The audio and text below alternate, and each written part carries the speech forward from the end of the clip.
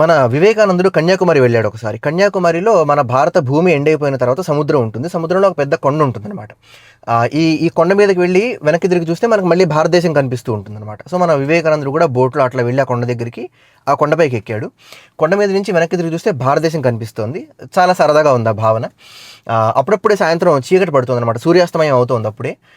అప్పుడప్పుడే అందరూ లైట్లు వేస్తున్నారు. పక్షులు అప్పుడే ఇంటికెళ్తున్నాయి. మేఘాలు మెల్లిగా కదులుతున్నాయి. చూడ్డానికి చాలా అందంగా ఉంది. అరే! ఇది నా దేశం కదా అనిపిస్తుందనమాట.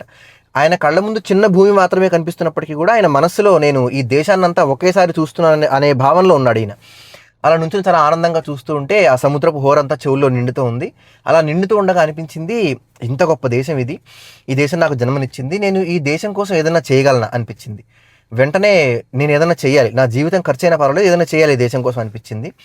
తర్వాత వెంటనే అనిపించింది, ఇంత పెద్ద దేశం, ఇంత పెద్ద జనాభా, నేను ఒక్కడినే సరిపోతానా ఈ దేశానికి ఏదైనా చేయడానికి? కానీ చాలా సమస్యలున్నాయి. నేను వాటికి పరిష్కారం చూపించాలి ఏదైనా అనే భావనతోటి, అలా రకరకాల ఆలోచనలతోటి ఏదైనా చేయాలనే ఆలోచనతోటి అలా రకరకాల ఆలోచనతో మనసు చాలా బరువుగా అయిపోయింది. వెంటనే కన్నీళ్లు మొదలయ్యాయి. అక్కడే కూర్చొని చాలాసేపు ఏడ్చాడు. నేను ఎలా ఖర్చు పెట్టగలను నా జీవితాన్ని ఈ దేశం కోసం అని. అలా చాలాసేపు ఏడ్చిన తర్వాత ఒక నిర్ణయం తీసుకుని పైకి లేచాడు ఆయన. ఆ నిర్ణయం ఏంటంటే, ఈ దేశంలో ఏదైతే స్పిరిచువల్ విజ్డమ్ ఉందో, ఈ స్పిరిచువల్ విజ్డమ్‌ని నేను ఈ దేశంలో అందరికీ అందజేయాలి. వీలైతే ప్రపంచం అంతా చెప్పాలి నా దేశం గురించి అనుకున్నాడు.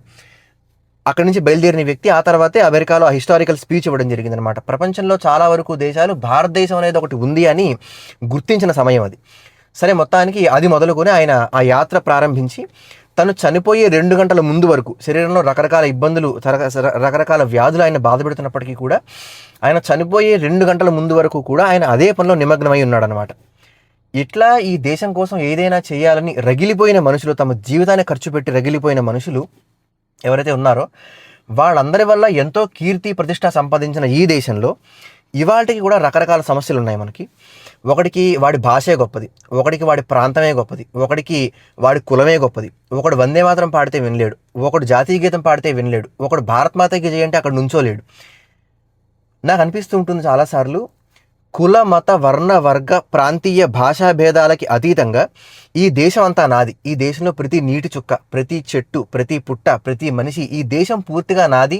ఈ దేశం కోసం నేను ఏదైనా చెయ్యాలి, లేదా ఈ దేశం కోసం నన్ను నేను ఒక గొప్ప వ్యక్తిగా నిరూపించుకోవాలి అనే భావన మీలో కల్పించలేకపోతే, మీరు దేన్నైతే బిలీవ్ చేస్తున్నారో there is something seriously wrong with whatever ideology you are believing in అనేది నా వ్యక్తిగత అభిప్రాయం. అది సంగతి.